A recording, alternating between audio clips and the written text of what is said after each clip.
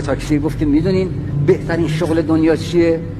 گفتیم چیه؟ گفت بهترین شغل دنیا شغل منه. هر وقت بخوام میرم سر کار، هر وقت بخوام میمونم استراحت میکنم.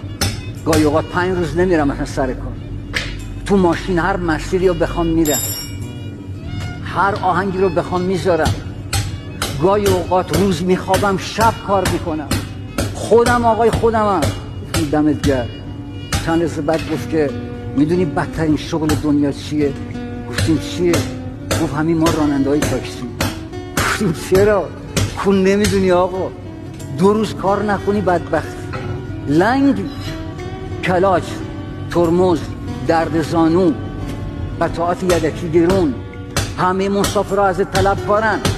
سرمای زمستون، گرمای تابستون، معطلی منتظر مسافر، بدبختر از ما پیدا نمی کنید. زندگی همین. گاهی اوقات عجیبه، گاهی اوقات عجیبه.